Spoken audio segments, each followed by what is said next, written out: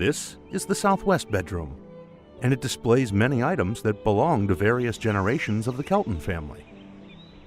This bedroom tells us a lot about the summertime in the Victorian home.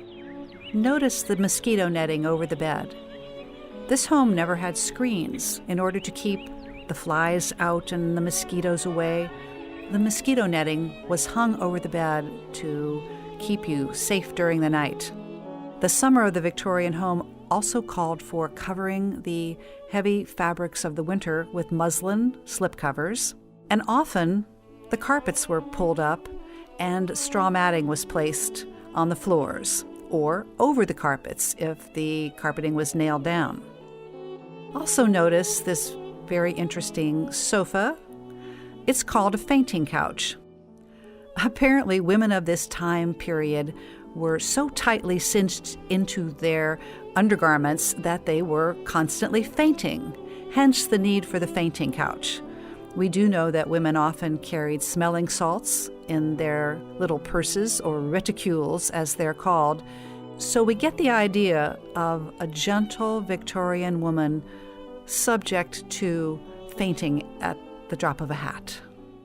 Notice on the dresser that there's a bowl with a weight in it, and we see hair sticking out from under the weight.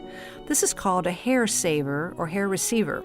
We talked about hair jewelry. Women needed a place to save their hair in order to have it ready for when they wanted to complete their artistic composition.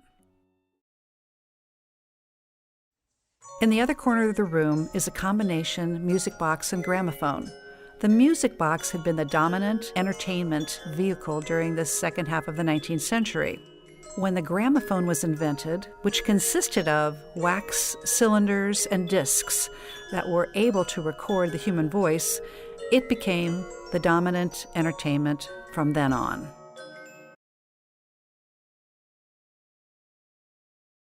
This is the final room that has been restored to its 1850s condition. And like all of the other rooms that you have seen, the wallpaper and the carpets are called authentic reproductions. They are designs that were available in the 1800s at the time that the Keltons built the house. We don't know what their actual choices were, but these were certainly available to them. And these have been manufactured using the same techniques that were used in the 1850s when the Keltons would have purchased them. Now, I particularly want you to look down at the carpet, because the carpet itself has been woven in strips, because they did not have a loom big enough to create a carpet this size. And then those strips were sewn together before they were installed into the rooms. You can particularly see where those strips have been woven in this room.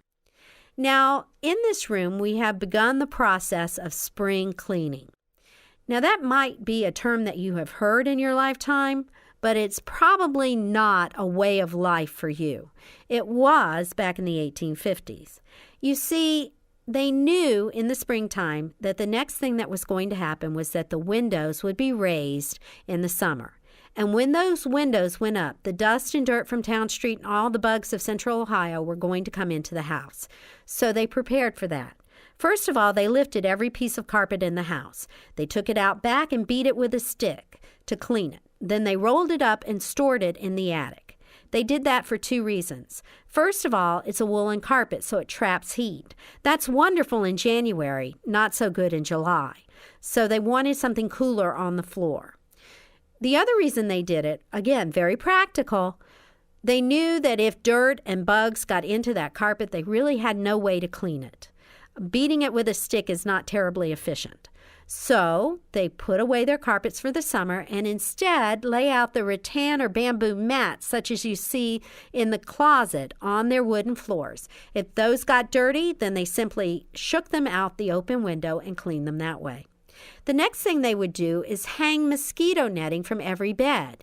Now, this bed does not have 4 posters, so instead they had to hang it from a hook in the ceiling above the bed and hang the mosquito netting to protect those who were sleeping in the bed from the dirt and the bugs. The other thing they would do is take inexpensive muslin or cotton and make slip covers to cover every piece of upholstered material.